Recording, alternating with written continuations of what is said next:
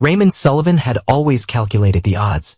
It was what kept him alive during 15 years as a federal intelligence operative before he built his security consulting firm. Even now, at 45, he maintained the same disciplined routine, the same situational awareness that had become second nature. So when he dropped his wife, Natalie, at the airport that morning for her consulting conference in Boston, something felt off. "Text me when you land," he told her, studying her eyes for the micro-expressions that might betray her. "I always do," she replied with that practiced smile, the one that had started appearing 3 months ago. Now, pulling into his driveway with his 17-year-old son, Blake, beside him, Raymond registered the unmarked police cruiser with tinted windows parked across the street. "Not highway patrol? Not local sheriff? Federal issue? Something wrong, Dad?" Blake asked, noticing his father's grip tightening on the steering wheel. Before Raymond could answer, a tall man in a dark suit approached their car, badge already extended. "Mr. Sullivan? Agent Hoffman, FBI? I'm going to need you and your son to remain in your vehicle." Raymond sized up the agent, former military by his posture, right-handed weapon holder, experienced enough to maintain proper distance. "What's this about, Agent Hoffman?" "Sir, we have reason to believe there's an intruder in your home. We've secured the perimeter, but I need you both to stay back." "Dad?" Blake whispered, grabbing his sleeve so tightly his knuckles whitened. "I think I might know what this is about." Raymond turned to his son, studying the sudden fear in his eyes. "What do you mean?" he asked, voice dropping to match Blake's whisper. "Mom's been acting weird. I found something in her study last week, files with names, schedules. Your name was there too. With a date. Today's date." Raymond felt a cold clarity wash over him as pieces started clicking into place. He leaned past his son and looked through the side window toward their house. That's when he saw him standing in the living room window watching. Adrian Kozlov, the man who, 12 years ago, Raymond had personally ensured would spend his life in a black site prison for selling classified intelligence that got 3 agents killed. "Dad?" Blake's voice trembled. "Who was that?" Raymond's expression hardened to granite. "Someone who should never have been released." He turned to his son. "What else did you see in those files?" Blake swallowed. "Photos of us. Our routines. And a woman I've never seen before. Dark hair, scar on her neck. The file called her Viper." Raymond went completely still. Viper, the assassin whose identity he protected because she once saved his life. A debt he just realized had been repaid in betrayal. "Sir," Agent Hoffman insisted, "I need you to stay in your vehicle while your team is walking into a trap," Raymond said flatly. "There are likely 3 more hostiles inside that you do not know about. And my wife is not in Boston." The agent's expression shifted. "How could you possibly?" "Because," Raymond said, pulling out his phone and showing a GPS tracking screen, "she's currently 50 miles north of here at a private airstrip. And if I'm right, she's in danger too, though not the kind she thinks." As Agent Hoffman radioed his team, Raymond turned to his son. "Blake, I need you to tell me everything you saw. And then I need you to stay with the agents while I make a call." "Dad, what's happening? What does this have to do with Mom?" Raymond's eyes were cold as he watched Kozlov disappear from the window. "Your mother has been playing a very dangerous game. And she does not realize she's not the one making the rules." 3 hours later, Raymond sat in an FBI field office while Blake slept on a couch nearby. He watched through the one-way glass as agents questioned Adrian Kozlov, the man who should have spent his life in prison. Assistant Director Phelps entered, looking grim. "Sullivan, we found your wife at the airstrip. She's being brought in now." "Was she alone?" Raymond asked, his voice betraying nothing. "No, she was with a man. French passport identifies him as Philippe Devereux. Interpol has flags on him. Suspected arms dealer, money launderer." Raymond nodded slowly. "And the woman, dark hair, scar on her neck?" Phelps's eyebrows rose. "You know about Viper?" "She was not there. But we found her kit in a shed nearby. Sniper rifle, specialized ammunition. She was not there to protect Natalie," Raymond said flatly. "She was there to eliminate her after the transfer." "What transfer?" Raymond's mind raced through years of classified operations, connections, and betrayals. "Did you search my home office?" "Not yet. We've been focused on the false bottom in my desk," Raymond interrupted. "Combination 27-14-39. There's a hard drive with everything you need." Phelps looked at him with new respect. "You knew? All this time?" "I suspected 3 months ago when Natalie's behavior changed. Confirmed it 6 weeks ago. I've been gathering evidence since. Why did not you come to us sooner?" Raymond's eyes were cold. Because I needed to know how deep it went. Who was involved? Who was pulling Natalie's strings? He glanced at his sleeping son. And because I needed to make contingency plans for my children. Your daughter is at her rowing competition in Philadelphia with my sister. She is safe. Phelps sat down across from Raymond. Kozlov claims he was invited to your house by your wife. Says they've been working on a project together. Raymond's laugh was humorless. A project? That's what they re-calling high treason now. Sullivan, I need to know what we re-dealing with. If your wife is involved in the Gorgon Protocol, Raymond said quietly, that's what this is about. Phelps went pale.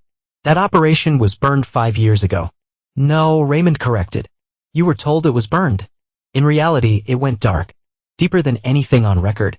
Through the glass, Raymond watched as Kozlov's confident facade began to crack under questioning. The man kept glancing at the mirror as if he could see Raymond watching. My wife does not know what she is involved in, Raymond continued. She thinks this is about money. Accessing my old accounts, my connections. Kozlov recruited her 8 months ago. Romantic attachment, then manipulation. You have proof. Raymond pulled out his phone, opened an encrypted app, and slid it across the table. Every conversation. Every meeting. Every transfer. Phelps stared at him. You bugged your own wife. I bugged a potential security breach in my home, Raymond corrected coldly. When you've lost as many colleagues as I have to betrayal, you learn to watch everyone. Even those closest to you. The door opened and an agent stepped in. Sir, Mrs. Sullivan has arrived. Raymond stood. I want to observe her interview. Sullivan, protocol says she would not tell you anything if she thinks I do not know. You need to let her believe I'm still in the dark. Phelps considered this, then nodded. Fine. But no contact. As they walked down the hall, Raymond spotted Blake stirring on the couch. The boy's eyes found his father's full of confusion and hurt. What happens now, Dad? Raymond took a moment before answering. Now we find out exactly how far your mother was willing to go. The truth which Raymond kept to himself was darker. He already knew the answer. And he already decided what he would do about it. Raymond watched through the one-way glass as Natalie Sullivan fidgeted in the sterile interview room. Gone was the confident, charming woman who shared his bed for 19 years. In her place sat a stranger, eyes darting around the room, manicured nails tapping anxiously on the metal table. She's been asking to speak with you, Agent Torres said, joining Raymond and Phelps in the observation room. Claims there's been a misunderstanding. Raymond's face remained expressionless. What about her French friend? Devereux's not talking. His lawyer's already on the way from D.C. He does not need a lawyer, Raymond said coldly. He needs a priest. Phelps gave Raymond a sharp look. We redoing this by the book, Sullivan? Of course, Raymond replied, though his mind was already calculating 3 different ways this would end, none of which involved courtrooms or due process. The door to the interview room opened and Agent Torres entered to sit across from Natalie. Mrs. Sullivan, I'm Agent Torres. I'd like to ask you some questions about Adrian Kozlov and Philippe Devereux. Natalie straightened, summoning the poise that had made her so effective at charity galas and corporate functions. This is all a misunderstanding. Mr.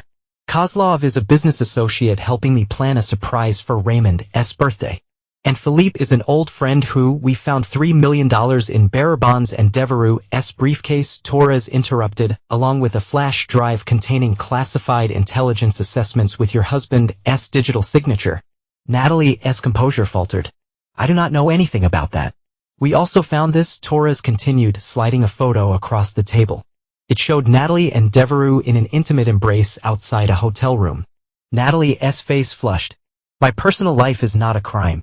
No, but espionage is. Torres placed another document on the table. This is a warrant for your electronic devices.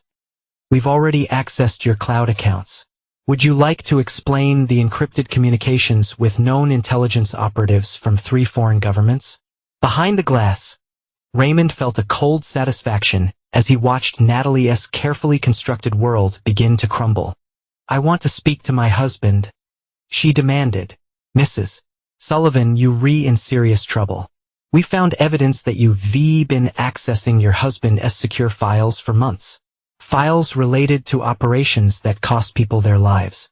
For the first time, fear flickered across Natalie's face. You do not understand. They have leverage. They threatened our children. Raymond's fists clenched at the mention of their children. Beside him, Phelps shifted uncomfortably. She is lying. Raymond said quietly. Blake confirmed she's been meeting these people voluntarily for months. No signs of coercion. The door to the observation room opened and an agent entered with a tablet. Sir, we've finished the preliminary search of the Sullivan residence. You need to see this. Phelps took the tablet, his expression growing grimmer as he scrolled through the images. Without a word, he handed it to Raymond. On the screen were photos of his home office, the hidden safe open and empty. But what froze his blood was the image of his daughter's bedroom. On her bed lay 3 roses and a typed note. She looks just like her mother. Where's Blake? Raymond demanded, already moving toward the door. Still in the waiting area but Raymond was already running down the hall. He burst into the waiting area to find Blake gone, his jacket still draped over the chair. On the seat lay a folded paper with a single word written on it. Leverage. Raymond's face transformed, all pretense of cooperation vanishing. He turned to find Phelps behind him. They have my children, he said, his voice deadly calm. Now you have a choice. You can try to handle this your way with your rules and your procedures. Or you can let me do what I've been trained to do. Phelps studied him. What exactly are you proposing? I'm not proposing anything, Raymond replied. I'm telling you I'm going to get my children back. And then I'm going to dismantle the people responsible. All of them piece by piece. His gaze drifted to the interview room where Natalie still sat. Starting with her. Phelps looked conflicted. Sullivan, I say not authorize. I do not need your authorization. Raymond cut him off. I need you to stay out of my way for 24 hours. And if I do not, Raymond's eyes were cold. Then you'll have 3 hostage situations instead of 2. As if on cue, Raymond's phone chimed with a text message from an unknown number. He looked down to see a video thumbnail showing Blake and Mia, bound but apparently unharmed. The message read, "The children for the drive. You know which one. Midnight. The old foundry. Come alone or they die first." Raymond showed the message to Phelps, then deleted it and removed the SIM card, crushing it under his heel. 24 hours, he repeated. Phelps held his gaze, then nodded almost imperceptibly. I never had this conversation with you, and I never saw that message. Raymond turned to leave, but Phelps caught his arm. Sullivan, the woman in there, she's still your wife, the mother of your children. Raymond's expression could have frozen hell itself. No, he said quietly. She stopped being that the moment she put them in danger. As he walked away, Raymond's mind was already assembling the pieces of what would become his most devastating operation yet. One with no official sanction, no oversight, and no mercy. Raymond Sullivan had spent most of his adult life hiding the monster inside him. The one the government had trained, honed, and aimed at America's enemies. Now, as he drove toward his secure storage unit on the outskirts of town, he let that monster fully awaken. The facility's night manager barely glanced up as Raymond entered, used to the peculiar hours kept by certain clients. Raymond punched in his code and walked to unit number 237, unlocking 3 separate mechanisms before the door slid open, revealing not furniture or seasonal decorations, but an arsenal that would make special forces envious. Within 20 minutes, he had assembled what he needed. Specialized communications equipment, weapons, tactical gear, and an anonymous laptop with custom security features. As he prepared, his phone rang, a secure line known to only 4 people in the world. Took you long enough? Raymond answered. I just heard, came the gruff voice of Harvey Donovan, Raymond's former handler at the agency. How bad? They have Blake and Mia. Natalie's been working with Kozlov and Devereaux. Jesus Christ, Donovan muttered. The Gorgon files? They want the backup drive. A weighted silence followed. You know what's south on that drive, Sullivan? If it gets out, it would not. What's your play? Raymond loaded a custom Sig Sauer with specialized ammunition. I'm going to give them exactly what they want. That's suicide. No, Raymond corrected. Bait. After ending the call, Raymond drove to an abandoned automotive garage he de-purchased through a shell company years earlier. Inside, he powered up systems that had lain dormant but ready. Raymond watched as FBI agents continued processing the scene, then switched to footage from earlier that day. There, 3 men entering through the back while the FBI was distracted at the front. One of them carried his unconscious son, while another swept the house with practiced efficiency. Raymond froze the frame on the leader's face, ran it through facial recognition, and got a match. Viktor Orlovsky, former Spetsnaz, now a contractor for anyone with deep enough pockets. His tactical phone buzzed with a message from Donovan. Package delivered. Within minutes, a young woman in a delivery uniform approached the garage's side door. Raymond let her in, accepted a sealed case, verified her credentials, and sent her on her way. Inside the case was a replica of the drive they wanted, identical in every way, except the files contained subtle tracking software and corrupted data designed to trigger alarms when accessed. While preparing his equipment, Raymond reviewed what he knew. Kozlov had recruited Natalie, using their affair to manipulate her into accessing Raymond's secure files. Devereaux provided the financial backing and international connections. But someone else was pulling the strings, someone who knew about the Gorgon Protocol and its significance. On a secure tablet, Raymond pulled up the dossiers he decompiled over the past 3 months, studying the connections. There was another player, the one who de-orchestrated Kozlov's mysterious release from a supposedly inescapable black site. His phone pinged with a notification from one of his monitoring programs. Someone was trying to access Natalie's cloud storage. Not the FBI, but a remote connection bouncing through servers in Estonia, Singapore, and finally Egypt. Raymond smiled coldly. They were getting sloppy in their desperation to find a drive. He sent a simple text to Donovan. Confirm protocol Chimera. The response came seconds later. Confirmed. Assets in position. Raymond checked his watch. 6 hours until the midnight exchange. Enough time to set his trap. He pulled up blueprints of the abandoned foundry, identifying entry points, blind spots, and fallback positions. Then he accessed a satellite feed showing thermal signatures around the building. 8 heat signatures moving with the precision of trained operatives.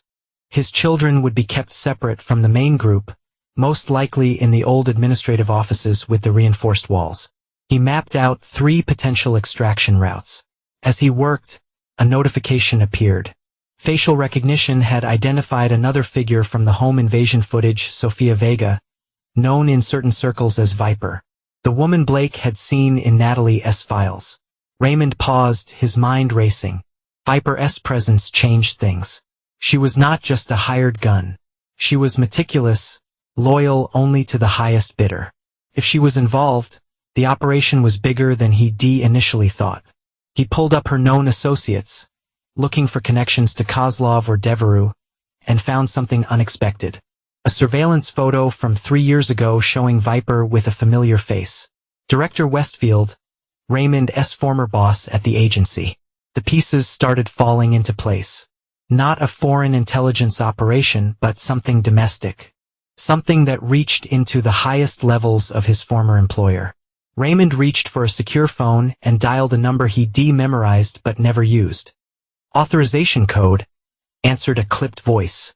Monarch Winter Sierra 9-4, Raymond replied. A pause. Authentication confirmed. What do you need?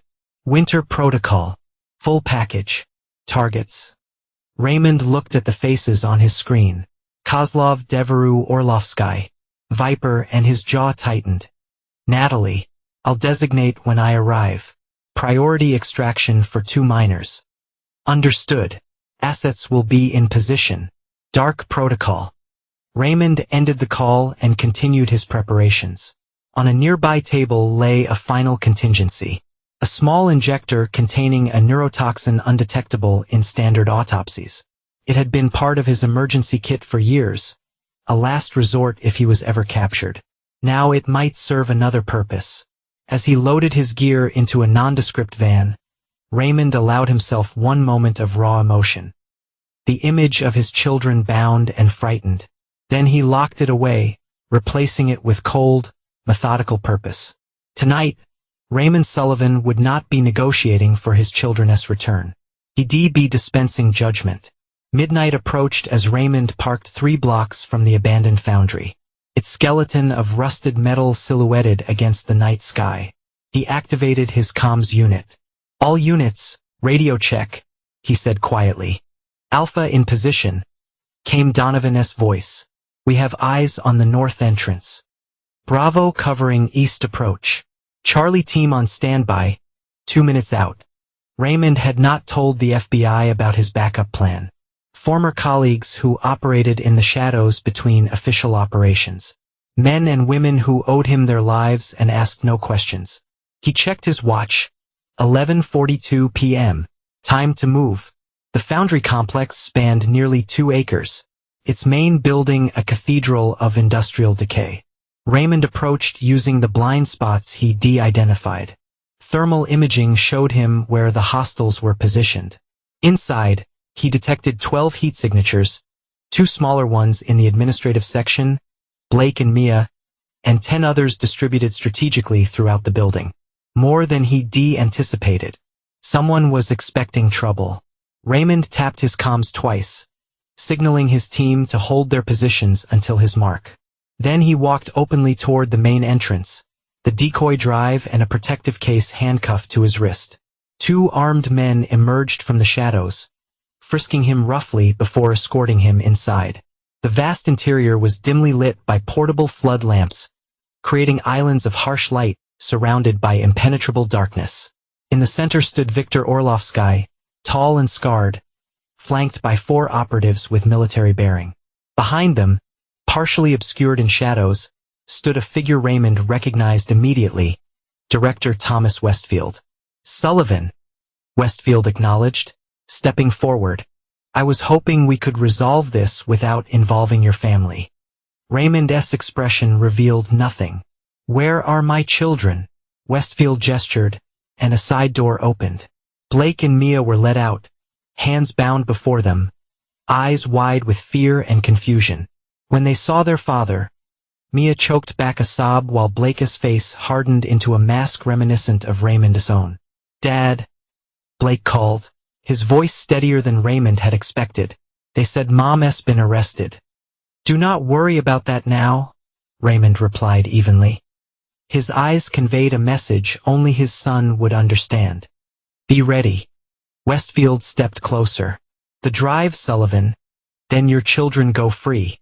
First, tell me why," Raymond demanded. "Why betray everything we stood for? Why involve my family?" The older man's face tightened. "You think this is about money or power? It's about survival." The Gorgon Protocol was not just an intelligence operation. It was insurance. Insurance against people who would burn this country to the ground from the inside. "So you partnered with Kozlov? A man who sold out our agents." "Necessary compromise," Westfield dismissed. "The world is not black and white anymore, Sullivan. Sometimes we need monsters to fight monsters." Raymond's laugh was cold. "And what does that make you?" "A pragmatist," Westfield replied. "The drive, Sullivan. Now." Raymond slowly raised the case. "First, my children walk out of here." Westfield nodded to Orlovsky, who barked an order in Russian. 2 men cut the bindings on Blake and Mia's wrists and pushed them forward. As they approached, Raymond whispered, "Cars 3 blocks south. On my signal, run. Do not look back." Blake gave an almost imperceptible nod. Raymond unlocked the handcuff, holding the case out to Westfield.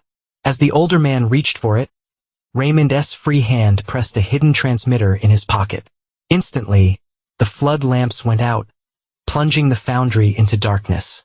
The crack of suppressed gunfire erupted from multiple positions as Raymond's team executed their assigned targets with surgical precision. "Now!" Raymond shouted, pushing his children toward the exit while drawing his weapon in one fluid motion. Through his night vision goggles, he tracked Westfield fleeing toward a side exit, followed by Orlovsky. 2 of Orlovsky's men moved to intercept Raymond, but fell before they could fire, taken down by Donovan's sniper team. "Alpha team, secure the children," Raymond ordered into his comms. "Bravo, east exit, priority target escaping." As Blake and Mia disappeared into the night, Raymond pursued Westfield, weaving through the machinery graveyard. Ahead, he heard the metallic clang of the emergency exit slamming open. Outside, Raymond caught a glimpse of two figures racing toward a waiting SUV. He took aim at Orlovsky, squeezing the trigger twice. The Russian stumbled, then collapsed. Westfield reached the vehicle, yanking the door open, only to freeze as the interior light revealed Sofia Vega, sitting calmly in the driver's seat, a sleek pistol aimed at his chest. "Hello, Thomas," she said, her voice carrying in the night air. "Change of plans." Raymond approached cautiously, weapon trained on both of them. "Viper," he acknowledged. "I thought you were working for him." She smiled, keeping her gun steady. "I was, until I received a better offer." Westfield's face contorted with rage. "You backstabbing?" "Shut up," Vega interrupted. "You've lost, Thomas. Sullivan knows everything about the offshore accounts, the blackmail operation, even your little arrangement with Kozlov." Raymond circled to the passenger side, never lowering his weapon. "Where's Natalie?" he demanded.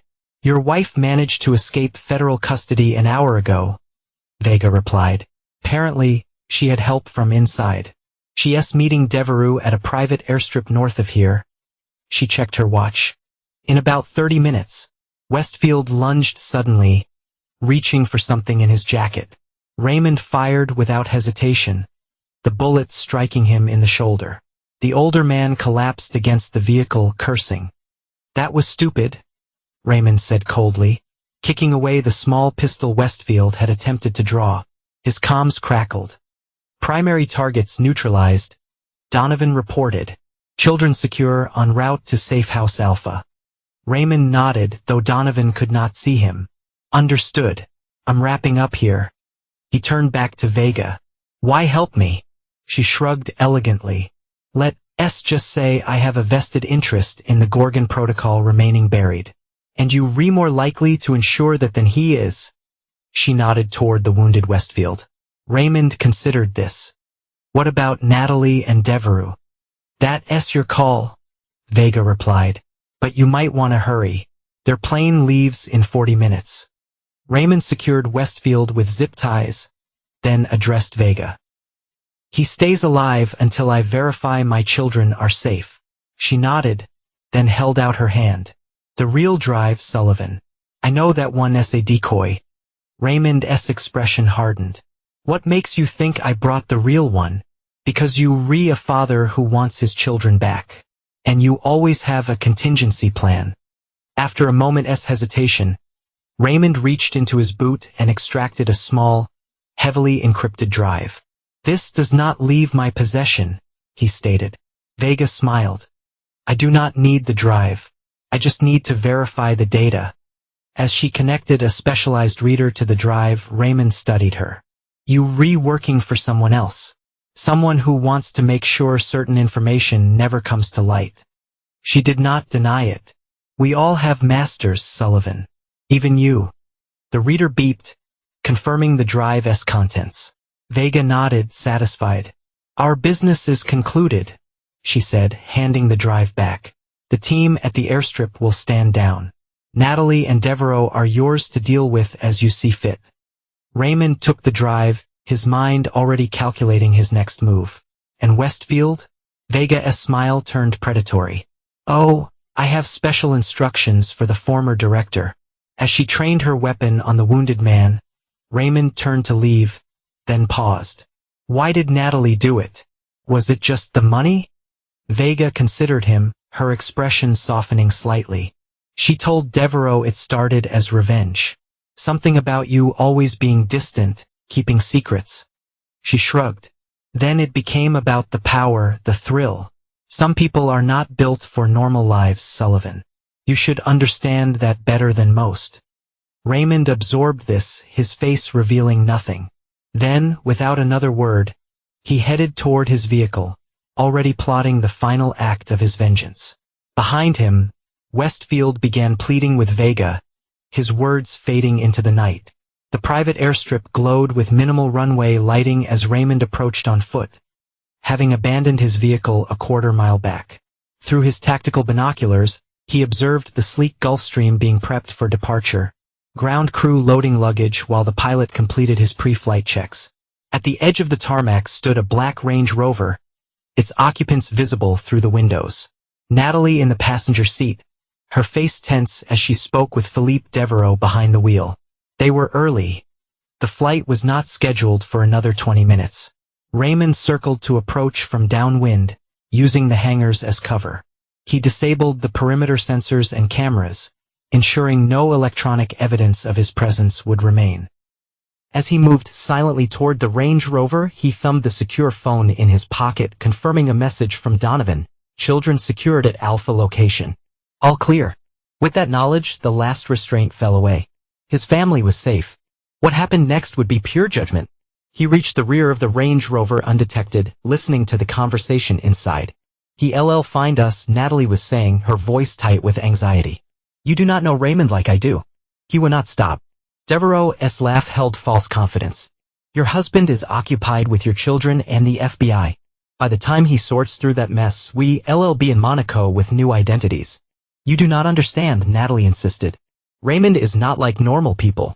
The rear door opened silently as Raymond slid into the back seat, pressing a specialized stun device against Devereaux's neck before either of them realized he was there. "She's right," Raymond said calmly as Devereaux convulsed and slumped against the steering wheel. "I'm not like normal people." Natalie's scream died in her throat as she turned to face her husband, his expression more terrifying for its complete absence of emotion. "Raymond," she whispered. "The children are safe." He finished. "No thanks to you." Her eyes darted to the unconscious Devereaux, then back to Raymond. "I can explain everything. They threatened me, threatened our family." "Stop lying," Raymond cut her off. "I have all your communications, Natalie. Every meeting, every transfer, every plan. I know you approached Devereaux first, not the other way around." Color drained from her face. "How long have you known?" "Long enough to document everything. Long enough to watch you sell out our family, our country." His voice remained unnervingly calm. "Long enough to plan exactly how this would end." Tears welled in her eyes, whether genuine or calculated, Raymond could not tell anymore. "What are you going to do?" Raymond withdrew a small metallic case from his jacket. "I'm going to give you a choice." He opened the case, revealing 2 vials. "This one," he indicated the left vial, "contains enough evidence to convict you of espionage, treason, conspiracy to kidnap, and attempted murder. You'll spend the rest of your life in a supermax facility with no possibility of parole.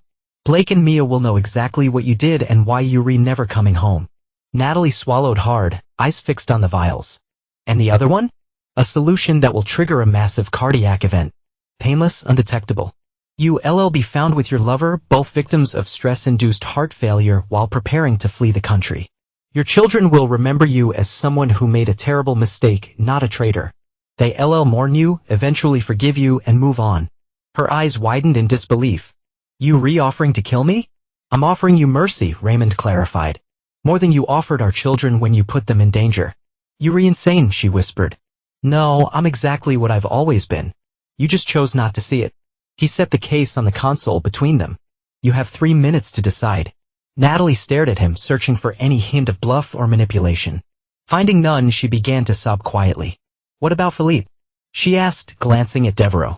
"His fate is not your concern." Raymond checked his watch. 2 minutes. The children need a mother. They needed one who would not betray them. His eyes were glacial. 1 minute.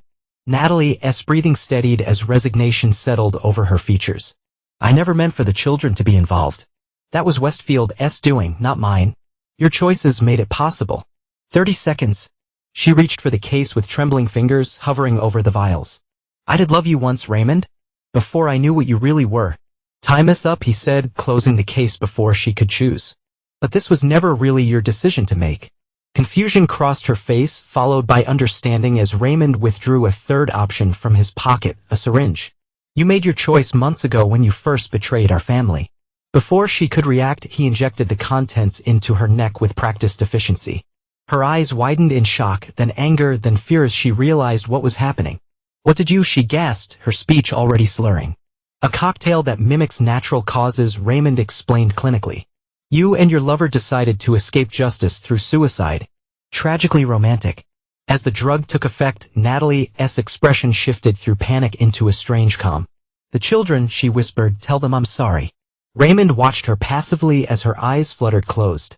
He carefully positioned her body to appear natural, then moved to Devereaux, administering the same injection. With clinical precision, he arranged evidence that would support his narrative. Empty pill bottles, glasses with trace amounts of crushed sedatives, a suicide note in Natalie's handwriting that he had prepared months ago using samples of her script. Afterward, Raymond wiped down any surfaces he might have touched, then exited the vehicle as silently as he entered. At a safe distance, he placed an anonymous call to local law enforcement reporting suspicious activity at the airstrip. As he walked away into the darkness, Raymond's thoughts turned to his children. They would need time to heal, to understand that their mother's betrayal was not their fault. He would be there for them, solid and unwavering as he always been. His phone vibrated with a message from Donovan. Westfield situation handled. Clean slate activated. Assets standing down. The Gorgon Protocol and its secrets would remain buried.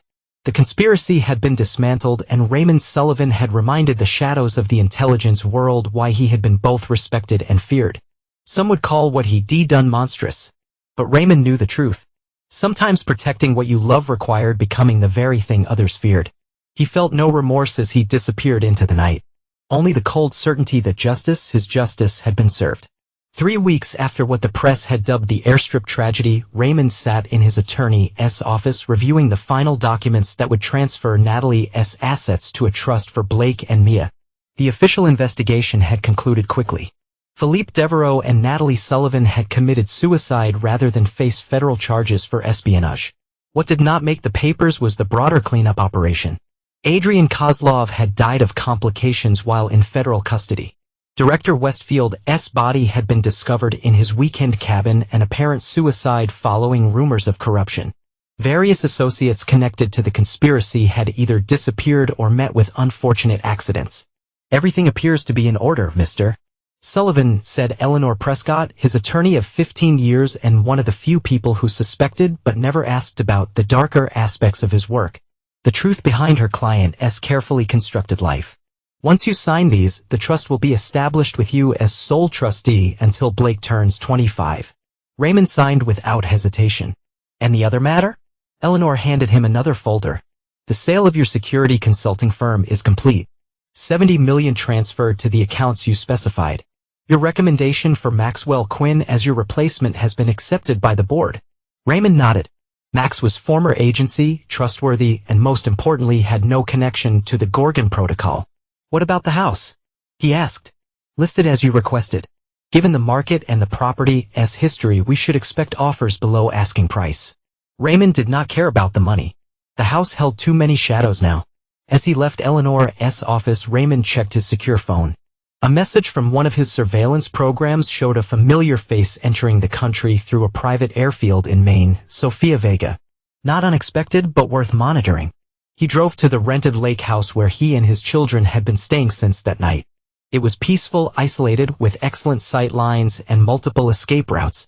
Practical considerations that had become second nature over decades. Inside, he found Mia on the dock, sketching the landscape with the focused intensity she inherited from him.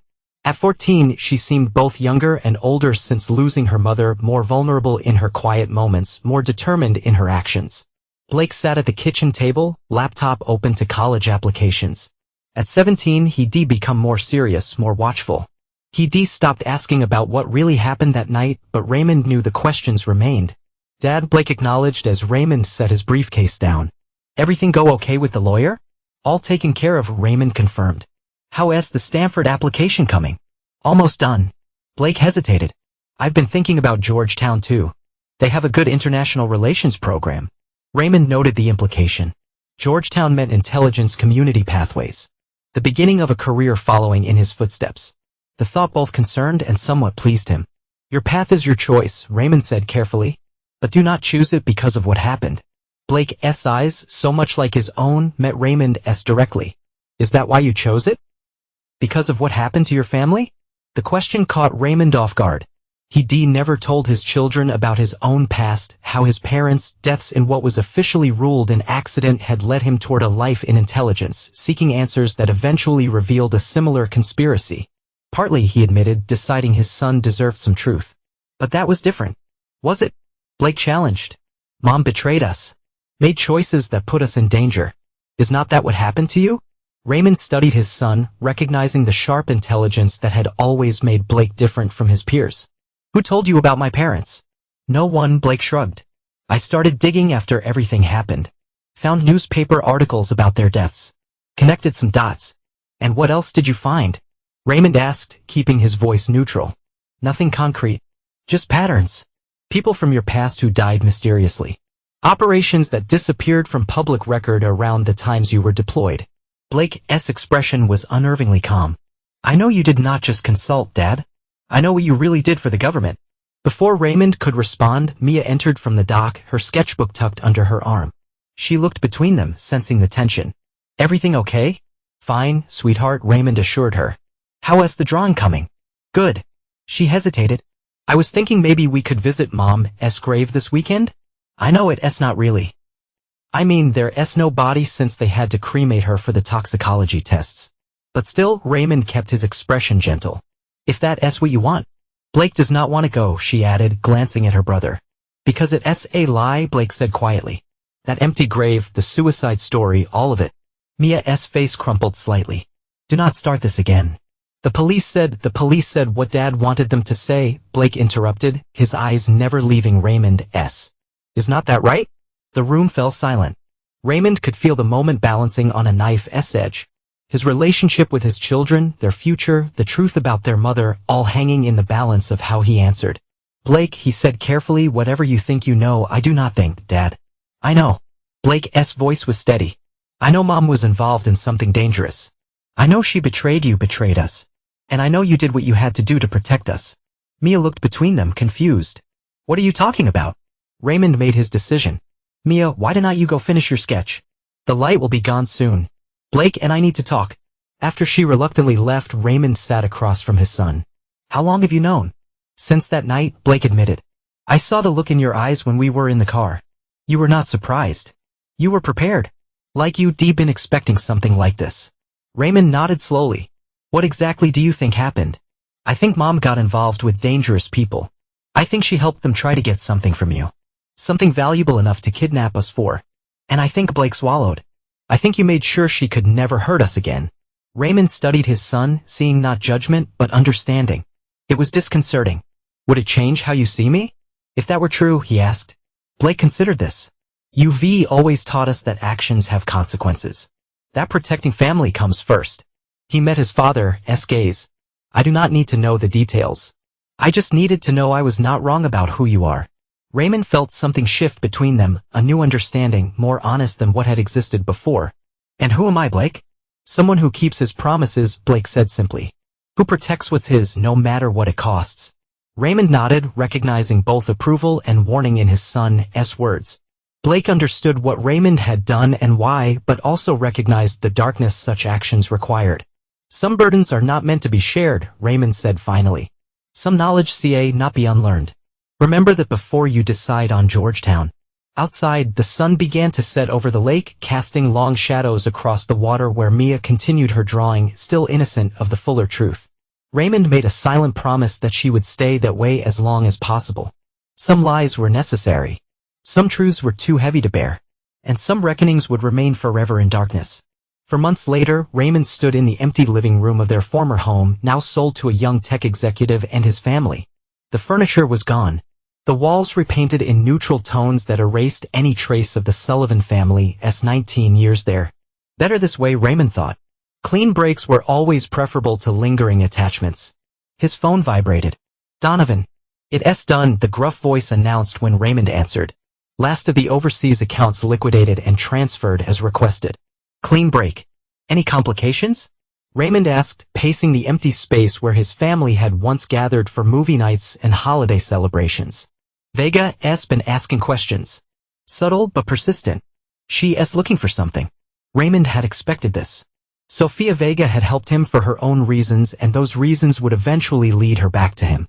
Let her look. The trail ends with Westfield. You sure about that? No, Raymond admitted. But it buys time. He ended the call and moved to what had been his home office, where the false bottom in the desk had once hidden the drive that started everything. The new owners had already installed sleek modern furniture, erasing the last physical traces of his presence. His phone buzzed again, Blake asking when he'd be home. The new home, a sprawling ranch property 30 miles outside the city with reinforced security and escape tunnels, was something Raymond had installed before they moved in. Paranoia or prudence, depending on one's perspective. On my way, he texted back. As Raymond walked toward the front door, movement on the street caught his attention. A dark sedan, windows tinted, engine idling. Not unusual in this upscale neighborhood, but Raymond's instincts, honed through decades of operations, registered the threat. He continued to his car as if he had not noticed, using its windows to observe the sedan as he opened his door.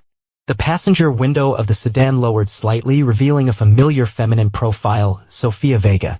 Raymond adjusted his plan immediately, driving not toward home, but to a predetermined location for situations exactly like this, a public park with multiple exit routes and enough open space to prevent ambushes. The sedan followed at a careful distance. Not trying to hide its presence then. A message rather than an attack. At the park, Raymond parked and walked to a chess table position to give him clear sight lines in all directions. He did not wait long before Vega appeared, moving with the casual grace that had made her such an effective operative. "Sullivan," she greeted, sitting across from him. "Nice place for a conversation." "What do you want, Vega?" Raymond asked, his tone businesslike. She smiled slightly. "Direct as always. I came to deliver a warning. I'm listening. The people I work for are satisfied with how the Gorgon situation was resolved. Westfield's death closed many potentially embarrassing avenues of inquiry." Raymond waited for the other shoe to drop. Vega did not make social calls. However, she continued, "There's been interest in the methods you employed. Specifically with your wife." Raymond's expression remained neutral. "The investigation ruled suicide. We both know better." Vega leaned forward slightly. "The compound you used, it's distinctive to those who know what to look for. My employers recognized the signature, and they were concerned about where you acquired it. That formulation was supposed to be destroyed after the Belgrade operation." Raymond had wondered if this would come back to him. The compound had been developed for high-value eliminations that needed to appear natural. He'd kept a sample against protocol, one of many insurance policies he'd accumulated over the years. "What exactly is the warning, Vega?" She reached into her jacket, causing Raymond to tense, but withdrew only a small flash drive. "This contains files on 3 individuals who have made inquiries about you and your children in the past month. Former associates of Westfield who believe you have the original Gorgon files." Raymond did not reach for the drive. "And your employers are sharing this out of the goodness of their hearts?" Vega's smile was razor sharp. "They believe your skills are still valuable. This is both warning and job offer. I'm retired. No one with our background ever truly retires, Sullivan. You know that." She placed the drive on the table between them. 3 operations, your choice of methods, generous compensation. Afterward, you and your children receive new identities, relocation, and permanent protection. Raymond studied her. "And if I decline? Then you handle those 3 individuals on your own, along with whoever replaces them." Her expression softened fractionally. "You have children to protect, Sullivan. My employers can offer securities you not provide alone, no matter how good you are." Raymond considered the offer, weighing options and risks.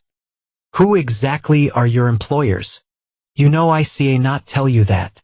"Not or will not?" Vega's silence was answer enough. Raymond finally took the drive.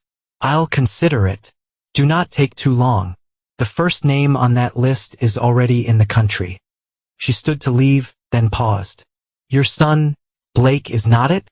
"Yes, applied to Georgetown." "Interesting choice." The implied threat was not subtle. Raymond's face hardened. "That's off limits, Vega. I'm simply making an observation. Children often follow in their parents' footsteps." She held his gaze. "Sometimes they even finish what their parents started." After she left, Raymond remained at the chess table, turning the drive over in his fingers. He'd known this day would come, that the life he'd tried to leave behind would eventually find him again. The shadows never truly released those who had served them well. His phone rang, Mia this time, wondering if he'd be home for dinner. He assured her he would, his decision crystallizing as he spoke with his daughter. Raymond had spent his career in moral twilight, justifying questionable actions in the name of national security. He told himself the personal cost was worth the greater good. But watching his children struggle with their mother's betrayal and death had forced him to confront truths he long avoided. There was always another mission, another threat, another compromise. The game never ended. It merely changed players. Pocketing the drive, Raymond headed to his car. He had preparations to make, contingencies to activate. The 3 individuals Vega had identified would need to be dealt with, but not in the way she or her employers expected. Raymond Sullivan had spent decades playing by others' rules. But protecting his family, that was a mission with his rules, his methods. As he drove home, a plan began forming in his mind. Not just to eliminate the immediate threats, but to ensure no one, not Vega, not her mysterious employers, not ghosts from his past, would ever threaten his children again. The final reckoning was approaching, and this time Raymond would ensure it was truly final. 2 days later, Raymond sat in his home office. 3 dossiers lay open before him. Vega's information had been accurate. 3 former intelligence operatives with connections to Westfield, each with the skills and motivation to pursue the Gorgon files. Benjamin Mercer, former CIA tactical specialist, discharged after an operation in Yemen went sideways. Now a private contractor with ties to several foreign intelligence services. Diana Kwan, cybersecurity expert who had worked directly under Westfield for 6 years. Officially resigned, but Raymond recognized the pattern. She'd been placed in deep cover. Alexander Morris, field operative turned internal affairs investigator. The most dangerous of the 3, he knew too much about Raymond's past operations. Raymond had spent the night mapping their movements, identifying patterns and vulnerabilities. Donovan was approaching from the east, staying low and using the cover of the trees. Raymond watched as his former handler moved into position, weapon at the ready. He gave the signal and Donovan nodded, understanding the plan. Raymond exited the observation room, moving silently through the house. He positioned himself at the front door, weapon ready but concealed. The doorbell rang, a sharp, insistent sound. "Come in," Raymond called out, his voice steady. The door's unlocked. The door creaked open, and Alexander Morris stepped inside, hands raised in a non-threatening gesture. Raymond kept his weapon trained on Morris, but did not raise it. "You taking a big risk, coming here."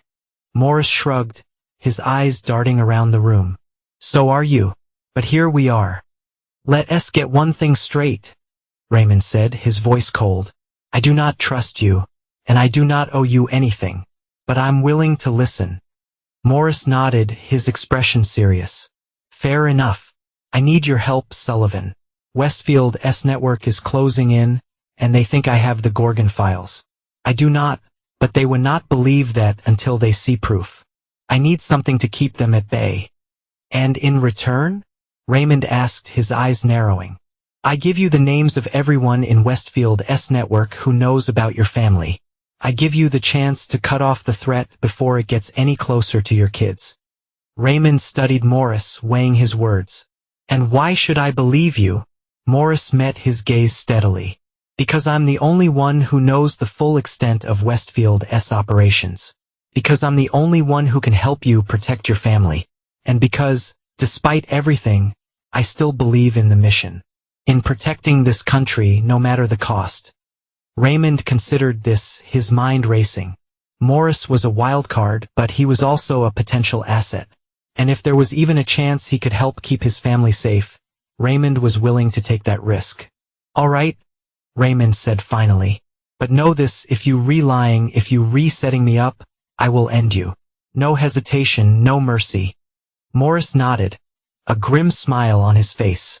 "I would not expect anything less. But I'm not lying, Sullivan. I'm telling the truth. And I need your help." Raymond lowered his weapon slightly, but kept it ready. "Tell me what you know, and do not leave anything out." Morris's eyes narrowed. "What do you mean?" Raymond took a step back, keeping his weapon ready but no longer aimed at Morris. "I mean, I can give you something more valuable than the Gorgon files. Something that will ensure your freedom and keep you off the radar for good." Morris's expression turned skeptical. "And what's that?" A new identity. A fresh start. Somewhere far from here, where no one will ever find you. I have the resources, the connections. I can make it happen. Morris considered this, his eyes searching Raymond's face for any sign of deception. And why would you do that for me? Because I need to know that the threat to my family is truly neutralized. Because I need to know that you're not just going to disappear and then reappear later, when I least expect it. And because, despite everything, I understand the burden of living in the shadows. Morris was silent for a long moment, then nodded. All right, but I need proof. I need to know that you're serious. Raymond reached into his pocket and pulled out a small, encrypted device. This contains the details of your new identity. A new name, a new background, a new life. All you have to do is take it and disappear. Morris took the device, his fingers brushing against Raymond's as he did. And what about the dead man switch? I'll need to keep that active for a while just to be sure. But once I'm certain that the threat is truly neutralized, I'll deactivate it. You'll be free. Morris nodded, a look of relief passing over his face. All right, that's a deal. Raymond extended his hand, and after a moment's hesitation, Morris took it. Welcome to your new life, Alexander. As they shook hands, Raymond could not help but feel a sense of finality. This was the end of a chapter, the closing of a door. But it was also the beginning of something new, a chance for Morris to start over, to leave the shadows behind. But as Morris turned to leave, Raymond called out to him. One more thing. If I ever see you again, if I ever hear your name, I will not hesitate. Do you understand? Morris looked back at him, a grim smile on his face. Loud and clear, Sullivan. Loud and clear. As Morris disappeared into the night, Raymond stood alone in the darkness, his mind racing. He had made a deal with the devil, but it was a necessary one. For the sake of his family, for the sake of his own peace of mind, he had to ensure that the threat was truly neutralized. And he had to do it in a way that left no loose ends, no room for error. With a final glance around the property, Raymond made his way back to the house, his mind already turning to the next steps. The names Morris had given him, the connections he had revealed. It was all part of a larger web, a tangled mess of deceit and betrayal that went deeper than he had ever imagined.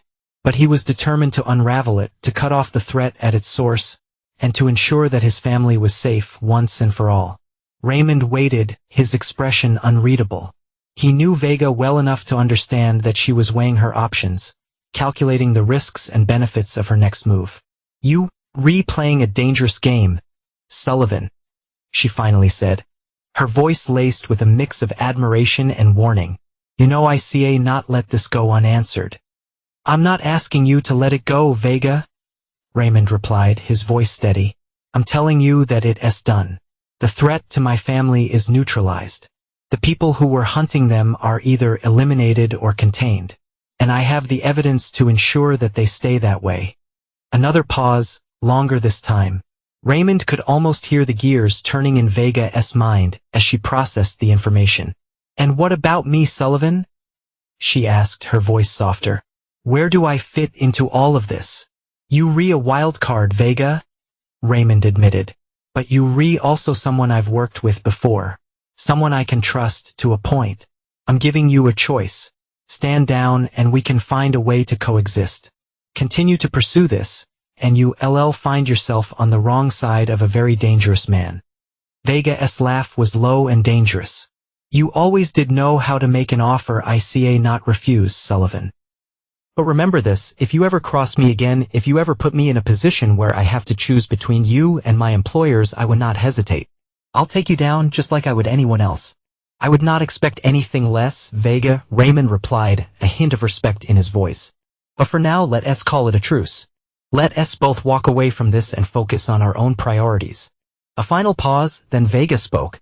Agreed. But do not think this is over, Sullivan. Not by a long shot. I'll be watching you. And if you so much as sneeze in the wrong direction, I'll know about it. Duly noted, Raymond replied, a small smile playing at the corners of his mouth. But for now, let us both take a step back and reassess. We've both been through enough. It's time to focus on the future, not the past. With that, the call ended and Raymond let out a long breath. He had played a dangerous game, but it was one he had to play. For the sake of his family, for the sake of his own peace of mind, he had to ensure that the threat was truly neutralized. And he had to do it in a way that left no loose ends, no room for error. As he sat there, the weight of the past few months pressing down on him, Raymond could not help but feel a sense of relief. It was over. The threat to his family was contained, the people who had sought to harm them were either eliminated or neutralized, and he had the evidence to ensure that they stayed that way. But he also knew that this was just the beginning. That there would always be more threats, more dangers, more challenges to face. And he was ready. Ready to protect his family, ready to face whatever came next, ready to do whatever it took to keep them safe. You know they would not stop. They will, Raymond countered. Because in 1 hour, copies of everything I have, the Gorgon files, Westfield's confession, communication logs between Davis and Fleming about eliminating loose ends, will be delivered to 7 different insurance locations unless I enter a cancellation code. Another pause, longer this time. What do you want? A permanent end to this. My family off all target lists. Official confirmation. I see. Not promised that without you can, Raymond interrupted. Because you've been playing your own game all along. You have the authority. You just needed leverage against Davis and Fleming. The silence that followed confirmed his assessment. You have 1 hour, Raymond concluded, ending the call. He checked the time, 4:37 p.m. Mia would be expecting dinner soon. Blake would be calling to report on his college visit. Life continuing. Normal and precious. While Raymond had once again navigated the shadows to protect it. His secure email pinged with an incoming message from an anonymous address. It contained a single line. Confirmation code accepted. Reckoning acknowledged. File closed. Raymond deleted the message, then initiated a complete wipe of his secure systems. The evidence. The backups. The insurance files. All of it erased according to protocols he de-established years ago. Some would call it paranoia. Raymond called it survival. As he closed his laptop, Raymond thought about Blake's words from months earlier, someone who keeps his promises. Who protects what's his. No matter what it costs. The cost had been high. His humanity chipped away with each calculation. Each judgment. Each life taken or spared based on cold arithmetic rather than mercy. But looking at the photo on his desk, Blake and Mia laughing during a rare carefree moment, Raymond knew he would pay it again without hesitation. He had been molded into a weapon by forces beyond his control. But how he wielded that weapon? That had always been his choice. And he had chosen his children. Every time.